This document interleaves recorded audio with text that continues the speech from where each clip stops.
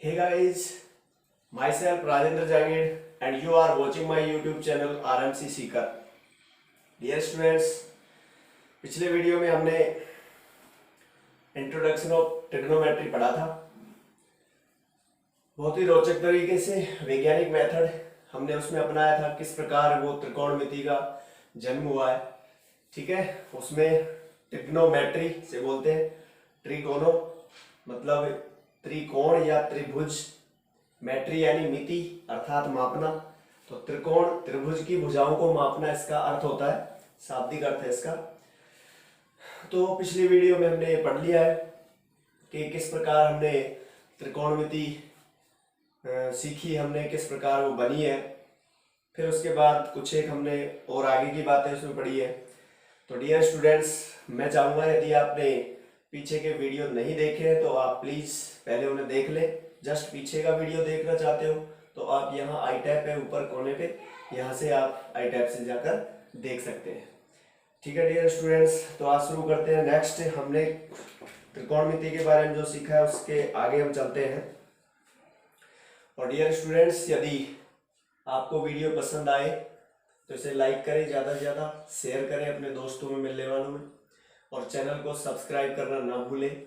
और उसके बाद बेल आइकन को भी प्रेस कर लें ताकि इसी प्रकार की और आने वाली जो वीडियोज़ है उनका नोटिफिकेशन आपको मिलता रहे। ठीक है डियर स्टूडेंट्स, तो जुड़े रहिएगा लास्ट तक। चलते हम इंट्रोडक्शन ऑफ ट्रिग्नोमेट्री में जो आपने सीखा है उसके आगे से हम लेते हैं। पिछले वीडियो में मैं बता चुका हूँ, उसके आगे हम लेते हैं इंट्रोडक्शन ऑफ ट्रिग्नोमेट्री।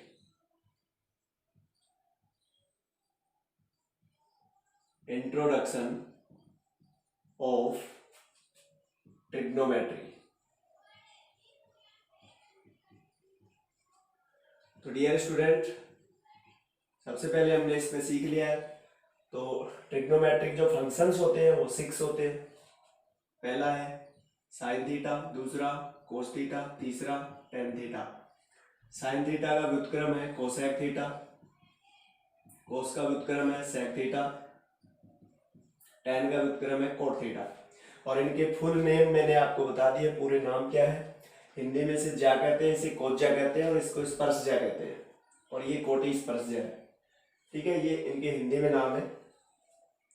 ये हमने सीख लिया है। इसके बाद हमने कुछ एक सूत्र सीखे हैं, जैसे साइन थीटा। अच्छा, ये हमने सीख लिया, पंडित बद्री प्रसाद बटे हरी हरी बोल, सोना चांदी तोल। मतलब P बटे एच, P मतलब परपेंडिकुलर लंब, H मतलब हाइपोटेनस कर्ण, B मतलब बेस आधार। तो लंब बटे कर्ण साइन थीटा का, आधार बटे कर्ण कोस थीटा का, और लंब बटे आधार टेन थीटा का फॉर्मूला होता है। तो ये हमने शॉर्ट तरीका इसमें सीखा है। इसके आगे हम लेते हैं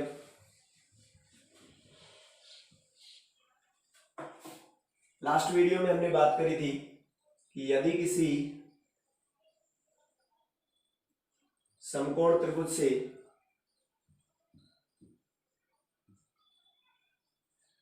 हमें sign theta cos theta tan theta त्रिकोणमितीय फलनों के मान ज्ञात करने हैं, 0 से 90 डिग्री तक के मानों को हमें ज्ञात करना है। तो ये हमें पता है कैसे ज्ञात किया था। हमने 45 डिग्री के मान सीख लिए। कैसे ज्ञात किया था, यदि हम इस भुजा और इस भुजा को बराबर ले लेते हैं, जैसे मान लो ये थीटा है और ये भुजा x और ये भुजा x, मतलब लंब और जो आधार है परपेंडिकुलर एंड बेस, इन दोनों की लेंथ है हम इक्वल ले रहे हैं। तो x मान लिया हमने, एक्सिस को एक्सिस को। तो हम जानते हैं कर्ण कैसे आएगा, जो हाइपोटेनस है वो आएगा x square plus x square 2x square का वर्गमूल x अंडर रूट 2 आ जाएगा। ये हम जानते हैं। तो जब ये दोनों इक्वल है तो इनके सम्मुख जो एंगल होते हैं वो भी क्या होंगे, अपोजिट। इस साइड के अपोजिट एंगल C है और इस भुजा के अपोजिट एंगल A है। तो ये दोनों भी इक्वल होंगे। क्योंकि ये 90 डिग्री है तो इन दोनों का योग 90 और ये बराबर बराबर है तो 45 डिग्री के हो गए। ठीक है डियर स्टूडेंट्स, तो थीटा का मान 45 डिग्री है। तो अब हम यदि साइन थीटा इक्वल टू लिखे इससे, तो थीटा के सामने की भुजा BC लंब है, तो लंब बटे AC कर्ण है। लेकिन हम जानते हैं थीटा का मान 45 डिग्री है, ठीक है। तो बी सी एक्स है और ए सी एक्स अंडर रूट 2 है, तो एक्स से एक्स कैंसिल आउट हो गया, 1/√2। ऐसे cos 45 डिग्री की वैल्यू हम ज्ञात करें तो वो आएगा आधार बटे कर्ण, आधार एक्स है बटे कर्ण एक्स अंडर रूट 2 है, तो ये भी कैंसिल हो गया, 1/√2 आ गया। अब यदि इसमें इसका भाग देंगे तो tan 45 डिग्री का मान आएगा, भाग देंगे तो इसमें इसी का तो 1 आ जाएगा, tan 45 डिग्री का मान 1 होता है। या फिर हम इससे भी ज्ञात कर सकते हैं, लंब बटे आधार x बटे x 1 होता है, उससे भी ज्ञात कर सकते हैं ऐसे भी। अब साइन का उल्टा कोसेक होता है, ये सारे मान हम ऐसे ज्ञात कर सकते हैं, ठीक है डियर स्टूडेंट्स। अब हम लेते हैं अगले मानों की तरफ बढ़ते हैं।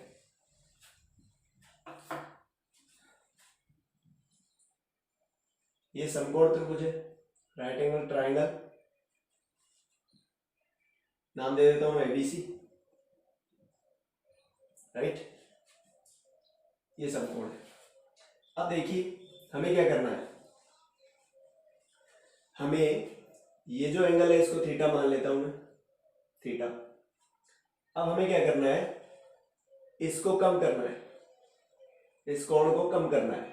कम कैसे, मान लो ये बिंदु है यहां जाए, ये बिंदु यहां जाए, तो ये क्या बनेगा,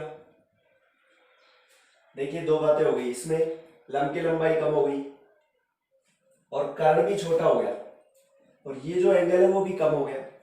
यदि ए पॉइंट को हम यहां ले आए, बिंदु ए को, तो ये समकोण त्रिभुज ऐसे बनेगा। मतलब तो हम देख सकते हैं कि ये जो लंब की लंबाई है कम होती जा रही है, और जैसे ही ए और बी एक जगह आ जाते हैं, ए और बी एक जगह आ जाते हैं, तो थीटा का मान क्या बन गया, 0 डिग्री। डियर स्टूडेंट समझ में आ रहा है, 0 डिग्री बन गया। ए बी की लंबाई कितनी हो गई, 0 सेंटीमीटर हो गई, ये भी हम जानते हैं। और देखो कर्ण और ये आधार है बराबर हो गई, क्योंकि कर्ण है वो आधार पे आके टिक गया, ठीक है। तो ये कर्ण है AC और आधार है BC, ये दोनों बराबर हो गए, और बराबर को हम x मान लेते हैं, दोनों बराबर है और x है। अब देखिए हम लिखेंगे sine theta equal to, sine theta क्या होता है, लंब बटे कर्ण, लंब का नाम AB, कर्ण का नाम AC। साइन, जब हमने थीटा का मान 0 बनाया तो 0 डिग्री रख देते हैं, तो AB का मान क्या बन गया, AB का मान 0 हो गया। AC का मान कोई ना कोई संख्या आएगी x, तो कितना आ गया 0, 0 बटे x 0 होता है, तो साइन 0 डिग्री का मान 0 आ गया। ऐसे हम सारे मान लिख सकते हैं, ठीक है, आपको लिखने हैं।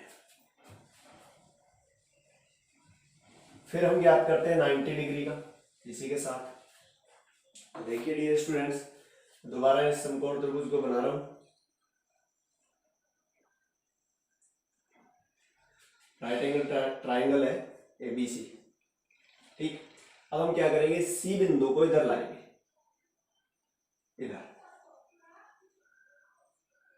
यहां लाएंगे तो ये क्या हो जाएगा, मान लेते हैं ये कोण थीटा है, तो ये जो एंगल है ये पहले इतना था, अब ज्यादा हो गया, बढ़ गया। कब, जब C बिंदु B बिंदु की तरफ आता है, साथ में कर्ण की लंबाई कम हो गई और आधार की लंबाई भी कम हो गई। ऐसे ही C बिंदु यदि यहां आ जाए तो हम जानते हैं ये जो एंगल है ये और बढ़ गया, थीटा था, थीटा बढ़ता जा रहा है, और कर्ण की लंबाई कम होती जा रही है और आधार की लंबाई भी कम होती जा रही है। जैसे B बिंदु और C बिंदु एक जगह आएंगे, B बिंदु और C बिंदु एक जगह आएंगे, तो क्या हो जाएगा, थीटा का मान तो हो जाएगा 90 डिग्री। देखिए आप, थीटा का मान 90 डिग्री हो जाएगा, ये लंब है और ये कर्ण है, ये बराबर हो जाएंगे, AB बराबर AC हो जाएगा, और ये जो आधार है इसका मान BC का मान 0 हो गया, 0 सेंटीमीटर। अब हम लिखेंगे साइन थीटा, तो साइन थीटा इक्वल टू क्या आएगा, साइन थीटा इक्वल टू है लंब बटे कर्ण, लंब कितना AB, कर्ण कितना AC, लेकिन AB और AC बराबर है, उसको x मान लेते हैं, तो साइन, जब थीटा का मान 90 डिग्री बनता है तो AB और AC बराबर हो गए, कितने हो गए x, तो x बटे x कितना आ गया 1, तो साइन 90 डिग्री का मान 1 होता है। डियर स्टूडेंट्स, इस प्रकार हम सारे ही मान इसमें लिख सकते हैं, ठीक है, ओके। इसके बाद हम लेते हैं तो डियर स्टूडेंट्स, इसके बाद हम इसका शॉर्ट फॉर्मूला लगाते हैं इसमें, क्योंकि ये तो था वैज्ञानिक मेथड है कि किस प्रकार बना है, ये मान जो सारे किस प्रकार बने हैं। एक 30 और 60 डिग्री और रह गया, वो भी बड़ा आसान है, ठीक है।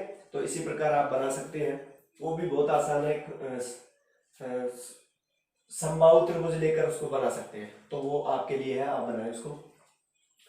तो अब इसके बाद ये सारे मान एक साथ याद करने का क्या फॉर्मूला है कि हमारे हमेशा ये याद हो जाए, क्योंकि ऐसे याद रखना तो काफी कठिन होगा।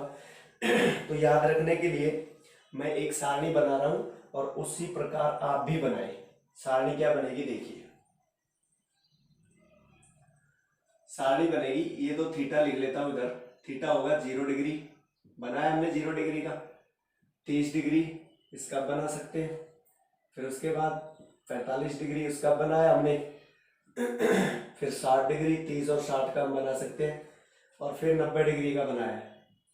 क्योंकि एक्चुअल में मान जो है हम जो ज्ञात कर सकते हैं वो मान इन्हीं डिग्रियों पर आ सकते हैं, ठीक है। जो क्या कहते हैं, जो वैल्यूएबल है, ठीक है, वो मान 0 डिग्री, 30 डिग्री, 45, 60 और 90 डिग्री के लिए ज्ञात होंगे। यही हम प्राप्त कर सकते हैं, इसीलिए 0 के बाद 30 डिग्री, 30 के बाद 45 डिग्री आएगा। इन्हीं के मान हम ज्ञात कर सकते हैं। बाकी तो हम आइडिया लगाएंगे, इसका मान ये हो सकता है, इसका ये पूरा पूरा ज्ञात नहीं कर सकते, इसलिए लिखते हैं। फिर यहाँ लिख देता हूं मैं sine theta, cos theta, tan theta, cot theta, सारे लिख रहा हूं, sec theta and cosec theta. ये आगे सारे सभी त्रिकोणमितीय फलन मैंने लिख लिए हैं।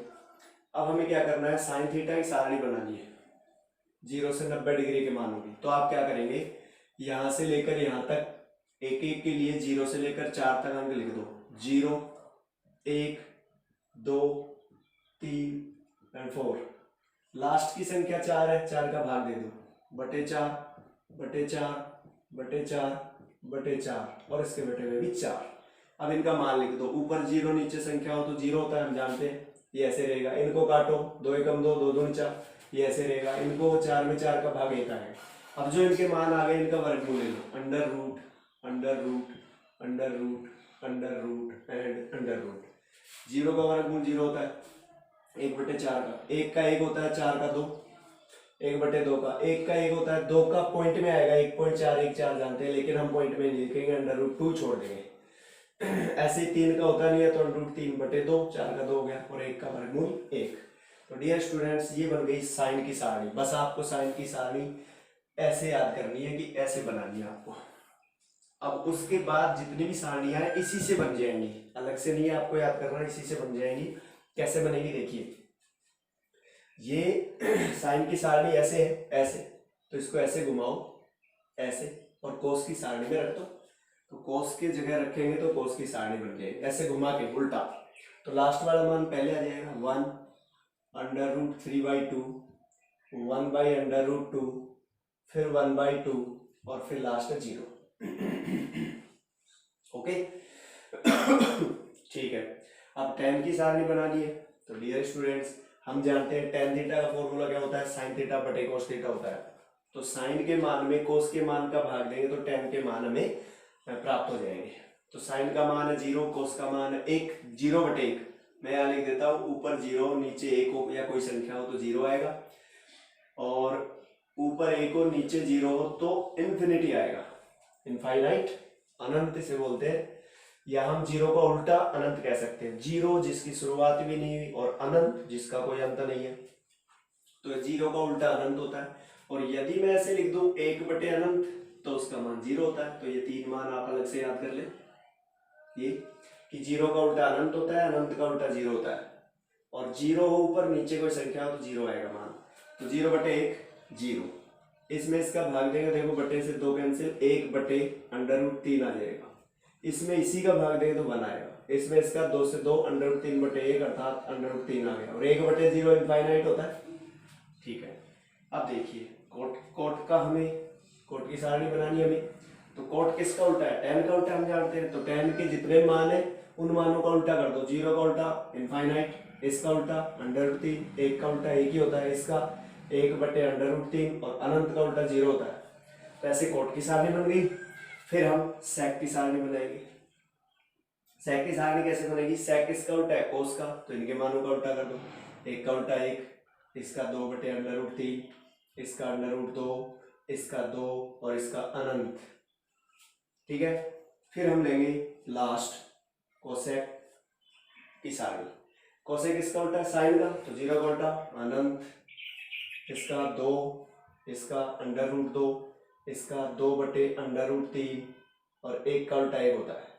इस प्रकार डियर स्टूडेंट्स, ये सारे मान जो हमने अभी बनाना सीखा था, अब हम ऐसे याद कर लेंगे, क्योंकि वो तो वैज्ञानिक मेथड है, वो तो होता है कि ऐसे प्राप्त हुआ है, ऐसे उसका जन्म हुआ है। ठीक है, सारे मान ऐसे प्राप्त हुए। लेकिन बाद में जैसे मान लो आप बच्चों को कैसे बताएं, बच्चों को तो ऐसे बताएंगे कि कोई ऐसी विधि हो जिससे एक बार बताएं, रोचक विधि हो, उनको अच्छा भी लगे और जीवन भर याद भी रहे, ये तरीका है उसका। ठीक है, ये हो गया। ऐसे आप बनाना सीख ले, 4-5 बार इसको बनाए।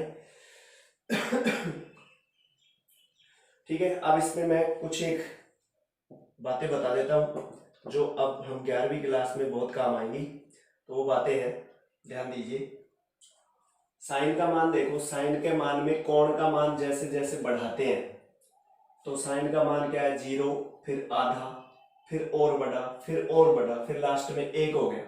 मतलब साइन का मान भी बढ़ता है, 0 शुरू होता है, बढ़ता बढ़ता 1 हो जाता है। ऐसे कोस का मान घटता है, 1 से शुरू होगा और जैसे जैसे थीटा का मान बढ़ाएंगे, 0 से 30, 30 से 45 करेंगे, तो कोस का मान 1, फिर √3/2 पॉइंट समथिंग आएगा इसका मान, क्योंकि इसका मान 1.732 होता है, उसमें 2 का भाग देंगे तो 0 पॉइंट समथिंग, तो 1 से छोटा हो गया है, फिर ये और छोटा, फिर ये आधा, फिर ये 0, ऐसे घटता है। tan का मान देखो, जैसे जैसे थीटा का मान बढ़ाएंगे, tan का मान 0, फिर पॉइंट समथिंग, फिर 1, फिर 1 पॉइंट समथिंग, मतलब पहले 0 था, फिर पॉइंट में बढ़ा, फिर 1 हुआ, फिर 1 से बढ़ा और फिर अनंत। मतलब सारी वास्तविक संख्या, सॉरी सारी पॉजिटिव वास्तविक संख्या आ गई, 0 से अनंत तक tan का मान चलता है। ठीक है, कोट का देखो, अनंत से 0, अनंत प्लस अनंत, फिर √3, 1 पॉइंट समथिंग और फिर 1, फिर पॉइंट समथिंग, फिर 0, ये घटता है पर आता वही 0 से अनंत है, पॉजिटिव वास्तविक संख्या है। सेक थीटा देखो, 1, फिर 2/√3 कितना आएगा? 1.732, ये 1 है तो 1 पॉइंट समथिंग आएगा इसका मान, 1 है फिर 1 पॉइंट समथिंग, फिर ये 1.414, फिर ये 2 हो गया, बढ़ रहा है, फिर अनंत। मतलब 1 से शुरू होता है, 1 से नीचे नहीं आएगा, 1 से शुरू होता है, अनंत तक चलता है। तो ध्यान देना है डियर स्टूडेंट्स, इस पे ये बहुत जरूरी है 11वीं क्लास के लिए, क्योंकि आगे के मान जब हम ज्ञात करेंगे तो बहुत जरूरी है इनका, ऐसे तुलनात्मक अध्ययन करना बहुत जरूरी है। तो कोसेक थीटा देखिए, कोसेक थीटा में थीटा का मान जैसे जैसे बढ़ाएंगे और कोसेक का मान अनंत था, फिर 2 हो गया, कम होता जा रहा है, अनंत यानी बहुत बड़ी संख्या से कम होता होता 2 हुआ, फिर 1.414 हुआ, फिर और कम हुआ, फिर 1 हुआ, 1 पॉइंट समथिंग है भी, फिर 1 हुआ। कहने का मतलब इसका मान भी 1 से अनंत तक ही चलता है, 1 से कम नहीं होगा। ऐसे जैसे इसका 1 से अनंत तक है, इसका घटता है पर मान वही 1 से अनंत तक चलता है, इसका बढ़ता है मान 1 से अनंत तक। तो डियर स्टूडेंट्स, उम्मीद करता हूँ इतना आपके अभी ये समझ में आई होगी सारणी, इसका हमने अध्ययन किया है कि किस प्रकार इनके मान बढ़ते हैं या घटते हैं, क्योंकि अब आगे 90 डिग्री से आगे के मानों की हम सारणी सीखेंगे, आगे के मान हम सीखेंगे 11वीं क्लास में, तो ये बहुत जरूरी था, इन्हीं से हम आगे के मान ज्ञात करेंगे, ये जरूरी है, ये तो आपको सीखना जरूरी है। तो इसको 4-5 बार बना बना के सीख लें। ठीक है, तो हो गया इतना, आप देखें इसको एक बार, देख लिया होगा। तो डियर स्टूडेंट, आज के वीडियो में इतना ही, लेते हैं इसके आगे की बातें नेक्स्ट वीडियो में। तब तक के लिए जय हिंद, जय भारत।